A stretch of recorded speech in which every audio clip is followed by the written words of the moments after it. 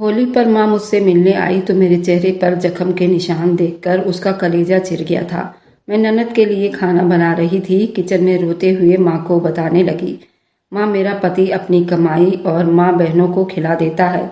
मैं खर्चा मांगू तो मुझे डंडे से मारता है। माँ ने कहा, तू सब्र कर, भगवान उसका फल जरूर देगा। पति ने मेरे पेट पर डंडा मारकर मेरी प्रेगनेंसी खराब कर दी। मैं रोते हुए भगवान के मंदिर में जाकर गीता पढ़ने लगी और भगवान से रो रो कर उसे शराप देने लगी। भगवान ने मेरा इंसाफ कर दिखाया था। मेरा पति चीखते हुए। ये था इस कहानी का शीर्षक। अब सुनिए पूरी कहानी। राधा, तुमने माँ के खाने में नमक तेज कर दिया है। तुम्हें कितनी बार बताया माँ परहेजी खाना खाती है और तू जाहिल गंवार औरत को कुछ समझ नहीं आता। मैं अपनी सास को खाना देने और सारा किचन समेटने के बाद खाना खाने बैठी ही थी कि मेरा पति रवीश आदम का मेरी सब्जी की प्लेट पाँव की ठोकर से उल्टा कर दिया। उसकी आंखें लाल हो रही थी और आवाज इतनी तेज थी कि सारा मोहल्ला सुन चुका था। मैंने घबराकर जल्दी से पतली सी सब्जी को खाया तो उसमें जरा भी मिर्ची नहीं थी, लेकिन मेरा पति मेरी बात सुनने के लिए तैयार नहीं था। मेरी सास ने कह दिया, मिर्च है। अब मुझे रवीश के गुस्से का सामना करना था। मैंने डरते डरते कहा, रवीश आप खुद चेक कर लो, मिर्च नहीं है इसमें। अपनी सास की वजह से खुद भी नमक मिर्च खाना कम कर चुकी थी। अगर कभी मिर्च या नमक ज्यादा हो जाता तो मेरी सामत आ जाती, लेकिन आज मेरी सामत आ ही गई थी। अच्छा, तू मेरी माँ को झूठी कह रही है? बेशरम औरत, मेरी माँ को झूठी बनाती है। अभी ठहर, मैं बताता हूँ। रवीश मुझे खींचता हुआ मेरी सास के कमरे में ले गया, जहां उनकी माँ पहले ही चिल्ला रही थी। रवीश ने मुझे जमीन पर पटका और जो खाना मैंने सास को दिया था उठाकर मेरे आगे फेंक दिया और चिल्लाकर मेरे 2-3 लात बजा दिए। मुझे अपनी सास के आगे रखी प्लेट का खाना खाने को कहा। मैंने कांपते कांपते 1-2 निवाला डाला तो मेरे गले में ही अटक गया था और मैं जोर जोर से खांसने लगी थी, क्योंकि उनके प्लेट की सब्जी में सच में बहुत तेज मिर्ची थी। एक निवाला में ही मेरे खांसी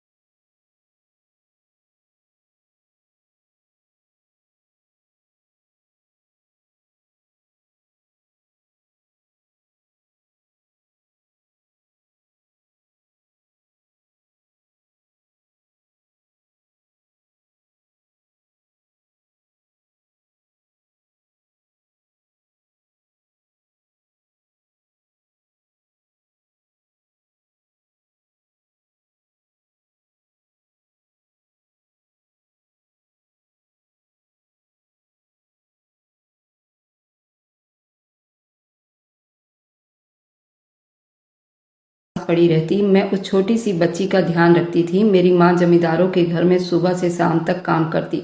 शाम होता तो फिर घर का भी काम करती। सुबह घर से काम करके जाती और दादी पड़े पड़े बस माँ को ताना मारती। मैं छोटी बहन के साथ कोने में चुपचाप बैठी रहती थी। मैं अपनी उम्र के बच्चों की तरह खेल कूद नहीं करती, बल्कि मैं तो डरी सहमी बैठी रहती थी। मेरे पापा के व्यवहार और दादी के गाली गलौज ने मुझे दिमागी तौर पर भीगी बिल्ली बना दिया था। मैं जो बड़ी हो रही थी, मेरे अंदर डर और भी पैदा हो रहे थे। मैं हर वक्त माँ के साथ साथ रहती थी और उनके ना रहते हुए मुझे ये सब सहना पड़ता था। दादी से मुझे बहुत डर लगता था। पापा जब हर बात पर माँ को मारते थे तो मैं छुप छुप कर घुट घुट कर रोती थी। माँ ने खाना देर से बना दिया, मारते थे। माँ से नमक या मिर्ची ज्यादा हो गया तो मार पड़ती थी। कपड़े धोने जाती तो दादी के कपड़े में जरा सी भी दाग रह जाती तो माँ को मार पड़ती थी। यहाँ तक कि माँ को जब जमींदारों के यहाँ से तनख्वाह मिलती तो उसमें से भी पापा मांग लेते थे।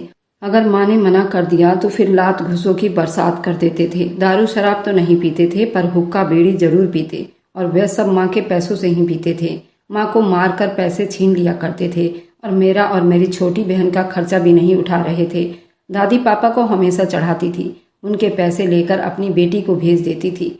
मम्मी तीसरी बार प्रेग्नेंट हो गई थी तो पापा और दादी को लगता था कि शायद इस बार बेटा होगा। माँ ने कई बाबाओं के पास जाकर और अस्पताल में भी जाकर दवाई लेकर आती थी ताकि इस बार बेटा हो जाए। भगवान से प्रार्थना करती थी, पूजा पाठ कभी नहीं छोड़ती थी ताकि उनको इस बार बेटा हो जाए। लेकिन इतना सब करने के बाद भी तीसरी बेटी पैदा हो गई थी। दादी ने माँ का जीना हराम कर दिया था। दादी ने घर में रोना डाल दिया था। हाय हाय, ये औरत चाहती ही नहीं मेरे बेटे की नस्ल आगे बढ़े, मेरी नस्ल ही खत्म करना चाहती है, इसलिए मनहूस मारी बेटियों की लाइन लगाती जा रही है, इसका सत्यानाश हो। दादी यूं कहती थी जैसे सब कुछ माँ के हाथ में ही है, लड़का पैदा करना या लड़की पैदा करना। अगर बेटा पैदा नहीं हो रहा था तो इसमें भगवान की कोई ना कोई मर्जी जरूर थी। मेरी माँ के अंदर तो कोई गलती नहीं थी, मगर दादी को लगता था वह जानबूझकर बेटी पैदा करती है। मनहूस औरत एक बेटा पैदा कर देगी तो क्या मर जाएगी? इसके साथ ब्याह कर आई औरतों ने सब ने बेटा पैदा कर दिया। मेरी बेटी ने 2 बेटे पैदा कर दिए और इस मनहूस मारी ने एक बेटा भी पैदा नहीं किया। बेटियों की लाइन लगाकर रख दी। मेरे पापा तो जूते चप्पलों का काम करते थे, फटे पुराने जूते चप्पल सिया करते थे और नए जूते भी बनाते थे, और वे बहुत धार्मिक इंसान थे, हर वक्त पूजा पाठ करते रहते थे। एक दिन उन्होंने कहा कि मैं तीर्थ यात्रा पर जाऊंगा, गांव वालों से मैं एक अच्छा भक्त कहलाऊंगा। यानी कि वो भगवान के लिए पूजा पाठ नहीं कर रहे थे, लोगों को दिखाने के लिए करते थे। वे अपने द्वारा कमाए गए पैसे भी और माँ से छीन कर पैसे जमा कर रहे थे, और जिस भगवान के लिए वे तीर्थ यात्रा पर जा रहे थे उसकी दी हुई लक्ष्मी को मनहूस कहते। उनकी जुबान नहीं थकती थी। जिस औरत को लक्ष्मी कहा जाता है वह उससे पाँव की जूती भी नहीं समझते थे और खुद को एक अच्छा इंसान बताते थे। हम लगातार 3 बहनें पैदा हो गई थी। पापा माँ को आखिरी वार्निंग देकर अगली बार बेटी पैदा हुई तो मैं तुझे डिवोर्स देकर घर से निकाल दूंगा। मेरी माँ तो डिवोर्स का नाम सुनकर ही ऐसे घबरा गई थी जैसे वो बहुत इज्जत से रखते हों। एक पड़ोसन ने किसी बाबा का नाम बताया तो माँ वहां भागकर चली गई। कोई भी दवाई के बारे में बताता तो तुरंत वहां पहुंच जाती। अपनी तरफ से वह भी बहुत कोशिश कर रही थी कि इस बार बेटा हो जाए और मेरा घर संसार बच जाए। पापा ने चौथे प्रेगनेंसी के लिए बहुत जतन किए थे और माँ को कोई काम नहीं करने देते थे। उनको भी वारिस चाहिए था, इसलिए हम तीनों बेटियों को नजरअंदाज कर दिया, सिर्फ इसलिए कि किसी तरह बेटा पैदा हो जाए और उनका घर टूटने से बच जाए। मगर कहते हैं ना, कोई भी काम भगवान की मर्जी के हिसाब से ही होती है। भगवान बेटियां इसलिए दे रहा था ताकि पापा से मेरी माँ का पीछा छूट जाए। बेटियां लक्ष्मी होती हैं और मेरे पापा ये लक्ष्मी ठुकरा रहे थे, इसलिए भगवान उस रास्ते से ही हटा रहे थे। लेकिन मेरी माँ तो जैसे बेवकूफ़ बनी बेटा पैदा करने के टोटके कर रही थी। अजीब लोग थे, भगवान की पूजा पाठ करने के बाद नहीं समझते थे कि भगवान की मर्जी के बगैर कोई जान पैदा नहीं हो सकती थी। भगवान चाहेगा तो बेटा होगा, वरना किसी के ताबीज और गंडों से कुछ नहीं हो सकता। मेरी दूसरी बहन 8 साल की थी और मैं 13 साल की थी जब माँ फिर से चौथी बार प्रेग्नेंट हुई, और इस बार दादी और पापा से ज्यादा माँ खुश थी। इस बार बेटा ही होगा, क्योंकि वह बाबा से दवाई ले रही थी। पापा ने भी मारना पीटना अब छोड़ दिया था। उन्हें भी लग रहा था इस बार तो बेटा ही पैदा होगा। दादी ने भी माँ को किसी काम से हाथ लगाने नहीं दिया, बल्कि गांव के जमींदारों के घर की नौकरी भी छुड़वा दी थी। अब मेरा पोता होने वाला है तो उसको वारी न्यारी जा रही थी। 3 मनहूसों का खर्चा मेरा बेटा उठा लेगा। मेरे पोते की जान के बदले जो अभी हुआ भी नहीं था, उसकी इतनी अहमियत थी। और हम तीनों बहनें तो बस दादी से मार खाने के लिए पैदा हुई थी। पापा इतने खुश थे, घर में बहुत अच्छा माहौल बन गया था। कोई चिक-चिक, कोई हंगामा नहीं। पापा तो हर वक्त माँ की सेवा में लगे रहते ताकि सेहतमंद बेटा पैदा हो। और दादी भी सिलाई मशीन डाले अपने होने वाले पोते के लिए कपड़े सीती रहती थी। घर का माहौल देखकर मैंने भी बहुत भगवान से प्रार्थना की थी, भगवान बेटा ही पैदा हो जाए और हम रोज रोज की परेशानी से बच जाए, माँ मार खाने से बच जाए। लेकिन भगवान को तो कुछ और ही मंजूर था। होता वही है जो भगवान चाहता है।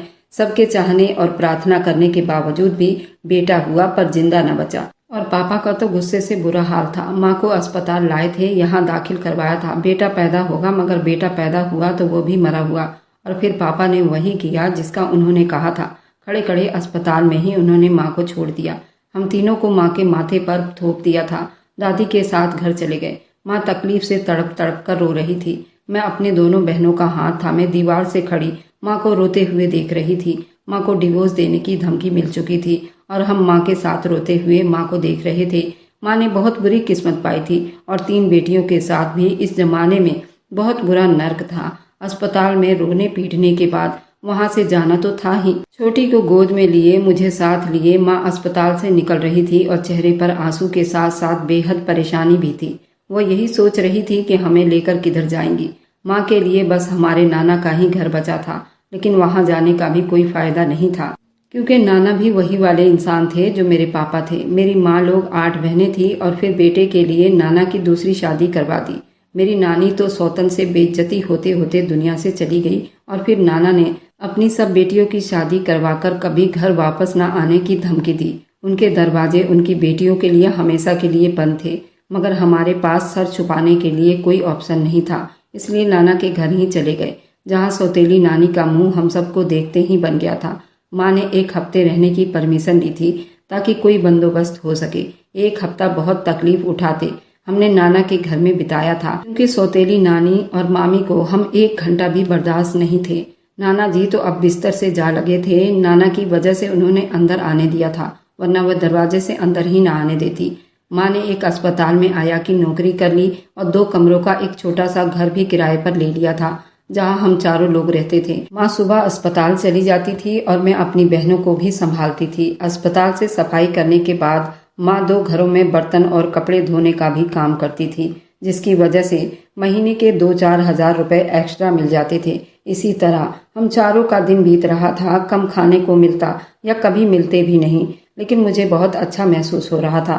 हर तरह के डर से आजाद हो गई थी, हर तरह के अफतानों से दूर अपने छोटे से घर को स्वर्ग समझने लगी थी। पापा से दूर होते मुझे अपना छोटा सा घर भी स्वर्ग से कम नहीं लगता था।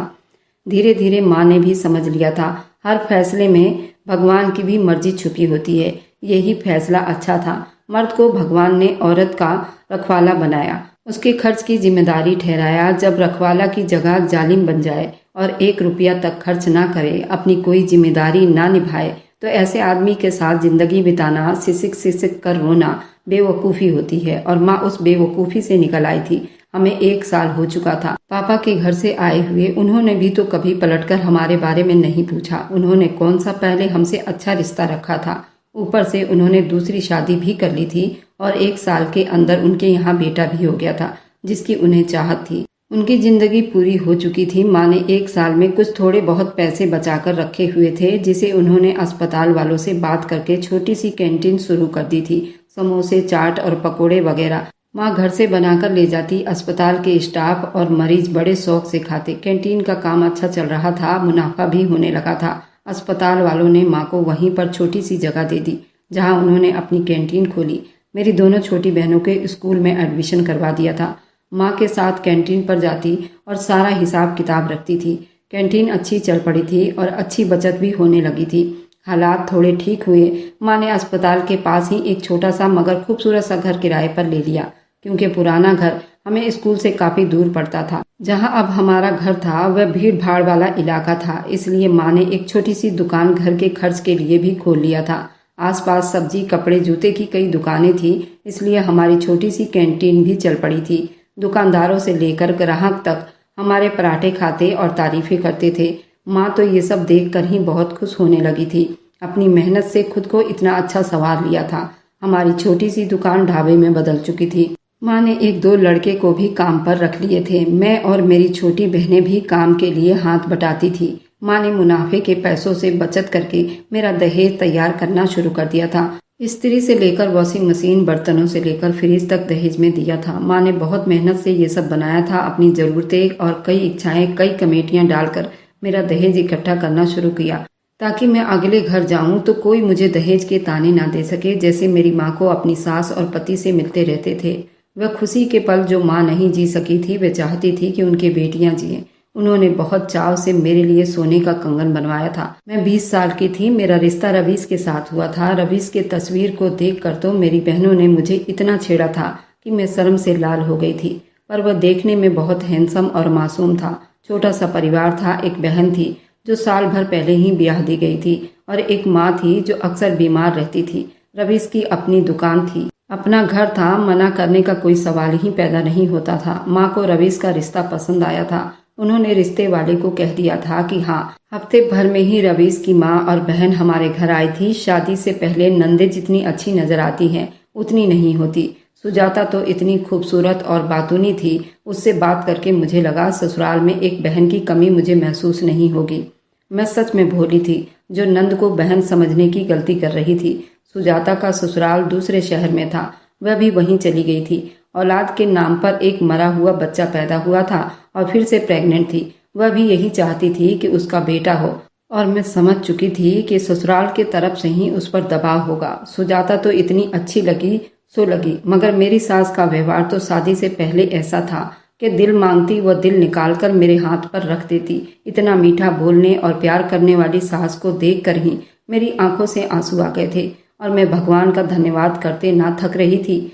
मुझे मेरी माँ के ससुराल जैसा ससुराल नहीं मिला। माँ भी इतने अच्छे लोग थे। मेरे लिए खुशी की बात थी, मेरी शादी के लिए माँ ने बहुत तैयारी की थी। एक से बढ़कर एक सूट मेरे लिए बनवाए थे। दहेज भी इतना था कि देखने वाले देखते रह गए थे। मेरी शादी पर पापा भी आए थे। मेरी माँ का शान बान देखकर आंखें फटी की फटी रह गई थी। वो मेरा कन्यादान करने नहीं आए थे, बल्कि देखने आए थे कि सचमुच में हम उनके बगैर भी इतनी अच्छी जिंदगी बिता रहे हैं। माँ से बहुत सारे आशीर्वाद के साथ मैं विदा हो गई थी। माँ से बहुत दूर शहर में रवीश के घर आ गई थी। रवीश का घर मेरे आने पर इतना सजाया गया था, मुझे अपनी किस्मत पर बहुत नाज हो रहा था। फिर से मैं भोली ही थी कि नहीं समझ पाई। बलि से पहले जानवरों से यूं ही मोहब्बत जताई जाती है। सारी रस्में होने के बाद सुजाता ने मुझे लाकर रवीश के कमरे में बिठाया। कमरा भी बहुत खूबसूरती से सजाया गया था। जब रवीश कमरे में दाखिल हुआ था, मेरी धड़कनें भी रुक गई थी, क्योंकि मैं आज पहली बार रवीश को आमने सामने देखने वाली थी। रिश्ता तय होने के बाद शादी होने तक हमारे गांव में ये रिवाज नहीं था लड़का लड़की को देखे, और ना ही स्टेज पर उन्हें बिठाया जाता था। इसलिए मैं रवीश को अब पहली बार देख रही थी। वह कहानियों के राजकुमार की तरह हैंडसम था, और जब मुस्कुराकर मेरे पास बैठा तो अपने आप मुझे रानियों वाली फीलिंग आई। मुंह दिखाई में रवीश ने मुझे चांदी की अंगूठी दी थी, जो मुझे किसी खजाने से कम नहीं लग रही थी। मेरी जिंदगी बहुत अच्छी थी। वह हर रातों में से एक स्पेशल रात था। मुझे नहीं पता था ये आखिरी रात भी होगा। एक रात बीतने के बाद सब कुछ खत्म हो जाएगा। हर किसी के चेहरे से नकली मुखौटे उतर जाएंगे। सुबह में जब कमरे से बाहर आई तो मेरी सास ने सबसे पहले मेरे बक्से के चाबी मांगा था, जो मैंने उनके हाथ में थमा दिया था। उन्होंने मेरा बक्सा खोला था, मगर खाली बक्सा देखकर उनके चेहरे से मुस्कुराहट कम हुई थी, क्योंकि विदाई के समय ही उन्होंने मेरे पर्स में से चाबी निकालकर वे सारे के सारे कीमती सामान निकाल लिए थे, और रवीश के सामने बक्सा खोलने का झूठा रस्म निभाया जाना था। फिर मेरी सास मुझसे पूछने लगी, तुम्हारे विदाई के पैसे कहाँ गए? जब मैंने बताया कि वो पैसे माँ को ही देकर आई हूँ, तो उनके चेहरे से नकली प्यार का मुखौटा उतर गया था और आंखों में गुस्सा दिखाई देने लगा था। तुम्हें सब कुछ माँ को देकर आने की क्या जरूरत थी? शादी पर खर्चा हुआ तुम्हारी माँ पूरा करेगी क्या? अब मेरी सास का वे अच्छा वाला व्यवहार शादी से पहले बस एक ड्रामा था। मैं तो हैरान परेशान सी सुन खड़ी रह गई थी। मैंने कुछ कहने के लिए मुंह ही खोला था कि रवीश ने एक जोरदार थप्पड़ मेरे मुंह पर मारा और कहा, माँ जो कह रही है वह सब ठीक है। तुम्हें विदाई के पैसे अपनी माँ को देकर नहीं आना चाहिए था। मेरे तो पैरों तले से जमीन निकल गई थी। रवीश का हाथ उठा मेरे गाल पर निशान छोड़ गया। मेरे तो जैसे जान पर आ गई थी और आंखों से आंसू निकलने लगे थे।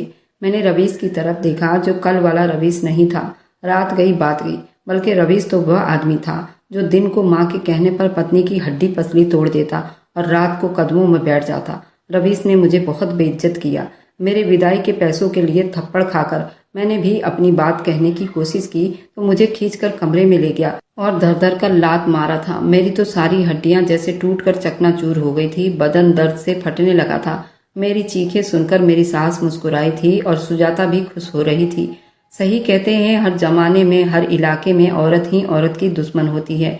शादी के दूसरे ही दिन मुझे मेरी औकात याद दिला दी गई थी। मुझे लगा था मेरी किस्मत जाग उठी थी, लेकिन मैं तो माँ से भी बुरी किस्मत लेकर आई थी। दुनिया में रवीश तो मेरी जिंदगी में मेरी बुरी किस्मत ही बनकर आया था। अपने दर्द के साथ मैं अपनी सास के कहने पर अपने दहेज के कपड़े निकालकर उन्हें दिखा रही थी। जो डर मुझे दादी और पापा के घर में महसूस हुआ था, वही डर मुझे रवीश के घर में फिर से आ गया था। मेरी सुकून भरी जिंदगी बर्बाद हो चुकी थी। मेरे दहेज में आए हुए सारे कीमती सामान सास और नंद ने पहले ही निकाल लिए थे।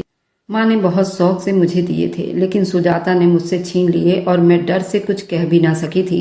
मैं पहले ही जख्मों से टूट रही थी। अगर सुजाता को मना करती, फिर से रवीश मुझे मारता। रवीश, सुजाता और सासू माँ तीनों ही बहुत बुरे थे। जो दिखावा कर रहे थे सब झूठ था। सबके असली चेहरे सामने आए थे और जिस सुजाता के लिए मुझे लगा मेरी बहन की तरह होगी, वह सांप निकली। और मेरी सास, जिसे मैं माँ का दर्जा देना चाहती थी, वही मेरी जिंदगी का ग्रहण साबित हुई थी।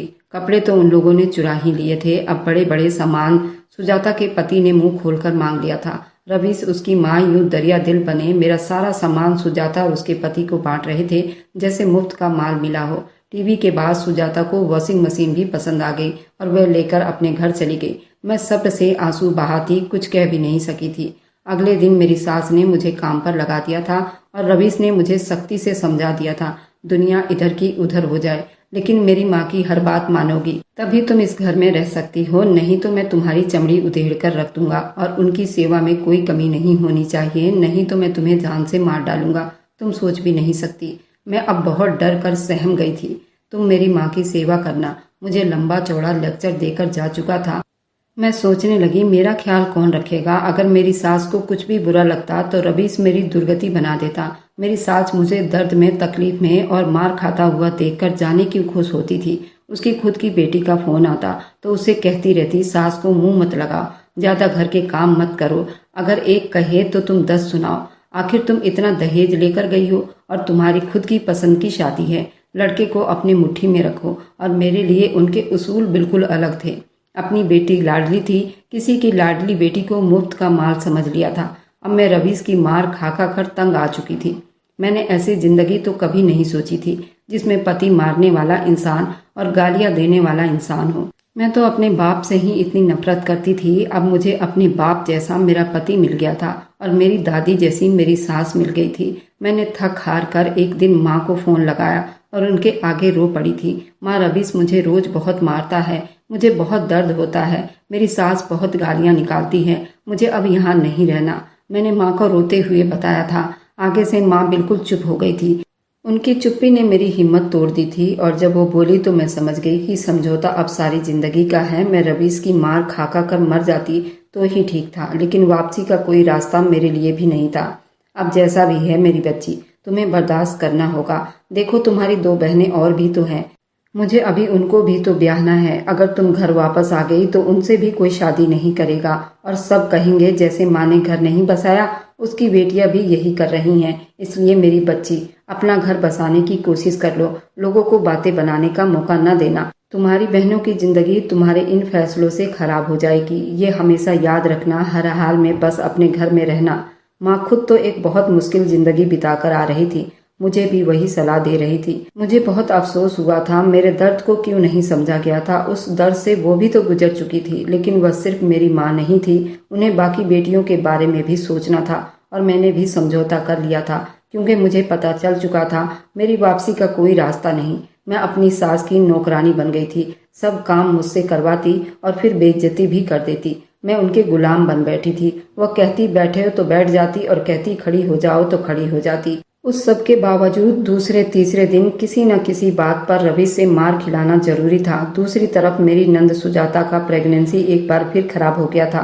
मेरी सास का रोना धोना खत्म नहीं हो रहा था। वह झोलियां भर भर कर बस सुजाता की सास को बुरा भला कहती थी। मैंने अपनी फूल सी बच्ची दे दी, एक तो बीमार, ऊपर से उसको सारे घर के काम करवाती रहती है। नास पीटी, पता नहीं कब मरेगी, पता नहीं उसे भगवान से डर लगता है या नहीं। मैं उनकी बात पर बस उन्हें देखती रह जाती और मुझे सास शब्द के नाम से ही नफरत होने लगी थी। मेरी सास अपनी बेटी को तो मासूम कली बताती थी, वह किसी दूसरे की बेटी के साथ खुद क्या कर रही थी उन्हें समझ नहीं आ रही थी। एक और बात पता चली थी जो उन्होंने मेरी माँ से झूठ बोला था। उन्होंने कहा था कि लड़के की अपनी दुकान है, लेकिन वह किसी और की दुकान पर काम करता था। जो महीने की तनख्वाह उसे मिला करती थी, जितनी तनख्वाह रवीश को मिलती थी, उतना ही मेरी माँ अपने ढाबे पर रखे हुए लड़कों को देती थी। उनका घर अपना था, तनख्वाह 15,000 रुपये मिलती थी, लेकिन हमारी छोटी फैमिली थी, उससे कोई प्रॉब्लम तो नहीं थी। मेरी माँ ने मुझे बहुत कुछ दहेज में दिया था, बस इन लोगों का दहेज का ही लालच था, जो कि झूठ बोल रहे थे। अब इनको दहेज तो मिल गया था, लेकिन मेरी कदर नहीं थी। अब मेरी सास और पति चाहते थे मैं हर महीने कुछ न कुछ अपनी माँ से लेकर आऊं, ताकि उनकी बेटी और दामाद आए तो वह सामान उनको दे दी जाए और वे अच्छी बन जाए और मेरी नंद के ससुराल में उनकी और इज्जत बढ़ जाए। ऊपर बैठा भगवान भी सब कुछ देखता है। इतना दहेज लेने के बाद भी मेरा नंदोई मेरी नंद की कोई कदर नहीं कर रहा था, जबकि उसने अपनी पसंद की शादी की थी। रिश्ता कराने वाली ने मेरी जिंदगी खराब तो कर दी थी। उसने बहुत कुछ झूठ बोला था और रवीश की माँ ने उसे पैसे भी दिए थे, तब कहीं जाकर ये शादी तय हुई थी। अब शादी के 7 महीने बीत चुके थे और मैं अभी तक माँ नहीं बन पाई थी। रवीश की माँ अब ताने देने लगी थी कि उनको अब बच्चा चाहिए, और बुरी बात तो ये थी उनको लड़का ही चाहिए था, वह भी खूबसूरत। लड़कियों से उन्हें सख्त नफरत थी। खुद की बेटी से वो बहुत प्यार करती थी, लेकिन पोती के नाम पर उनको पोता चाहिए था। रवीश का भी यही कहना था, उसे भी लड़के की चाहत थी। मेरी सास उल्टे सीधे दवाई खाने की सलाह दिया करती थी, बस अब बच्चा होना चाहिए। सुजाता एक बार फिर से प्रेग्नेंट हो गई। मेरी सास कुछ दिनों के लिए उनके पास चली गई थी और मैंने भी बड़ी सुकून का सांस लिया था। उनके जाने से घर में मुझे सुकून महसूस हुआ था, मगर ये तो बस मेरा ख्याल ही था। सास से बढ़कर तो मेरा पति दुश्मन था। वह भी मुझे बात बात पर ताना देता और हर बात में कहता, जा अपनी माँ के घर से ये सामान लेकर आ। अब मुझे रवीश से नफरत सी होने लगी थी। मेरा बस चलता तो मैं उसकी शक्ल भी ना देखती, लेकिन मजबूरी थी कि उसके साथ रहना भी था। उसकी शक्ल भी देखनी थी और बर्दाश्त भी करना था। उन्हीं दिनों मेरी तबीयत बहुत